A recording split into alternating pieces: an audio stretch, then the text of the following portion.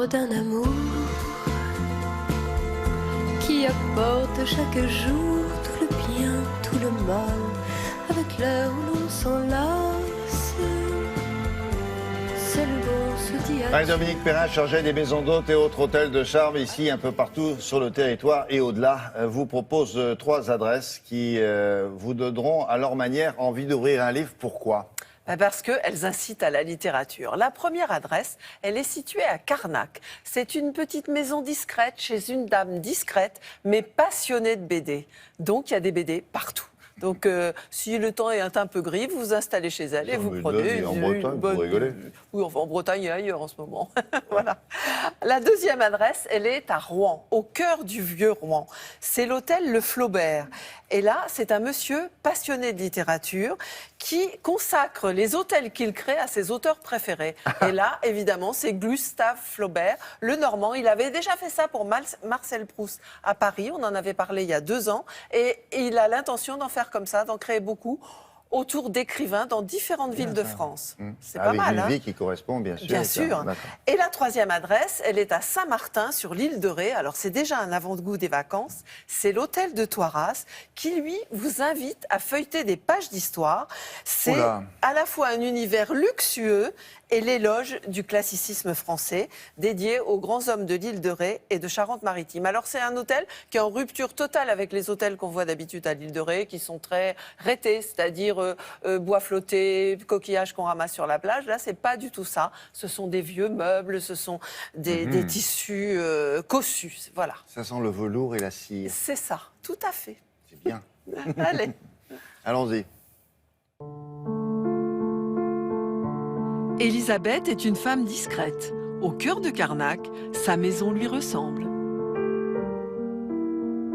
Dans cette petite maison, ce que j'ai beaucoup aimé, c'est qu'elle était dans le cœur du bourg. Elle était une petite venelle bien tranquille, modeste. J'aime beaucoup la mer, mais ma plus grande passion, c'est la bande dessinée. Ma maison s'appelle Plume au vent et c'est le nom de ma bande dessinée préférée, de mon auteur préféré. Plume, les oiseaux, Plume, le stylo, du vent, il y en a, donc c'était parfait. Pour créer mon décor, je me suis vraiment inspirée de toutes mes passions et ça se fait tout naturellement. En fait, je ne cherche pas une mise en scène, c'est un objet me plaît, un artiste me plaît et ça doit forcément rentrer dans la maison. Plume au vent pour écrivain voyageur. Et maintenant, au fil du vent, escale à Rouen. Flaubert, c'est le grand écrivain français en termes de style. Tout Français a eu une dictée, ou a vu un film, ou a lu Madame Bovary, ou a lu L'éducation sentimentale, ou Salammbô. Flaubert est, après Proust, l'écrivain que je préfère. Tous les deux, ils sont des fils et frères de grands médecins. Tous les deux, ils ont été les chouchous de leur mère, qui étaient des femmes très cultivées, qui ont donné à leurs enfants le goût des livres. Flaubert a aimé moins qu'il n'a été aimé. Louis Collet a beaucoup compté dans sa vie. George Sand et Louis Collet ont eu plusieurs amants en commun. Et en plus, elles se partageaient l'affection de Flaubert. Le perroquet est le personnage central d'Un cœur simple. Depuis 20 ans, je collectionne des livres et il y a ici toutes les éditions originales de Flaubert. Je veux que les gens qui viennent ici repartent en ayant envie de lire. Il voyagea. Il connut la mélancolie des paquebots, les froids réveils sous la tente, l'étourdissement des paysages et des ruines, l'amertume des sympathies interrompues.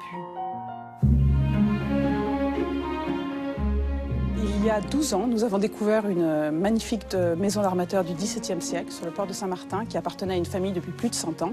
Et ça a été le coup de cœur pour en faire un hôtel, pour mettre en valeur le patrimoine et l'histoire de l'île de Ré et de sa région. L'idée était de faire rentrer nos clients dans une histoire.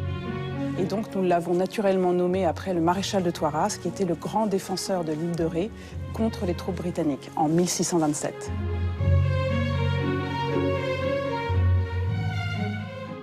Pierre Loti s'est inscrit naturellement dans l'histoire de l'île puisqu'il est natif de Rochefort.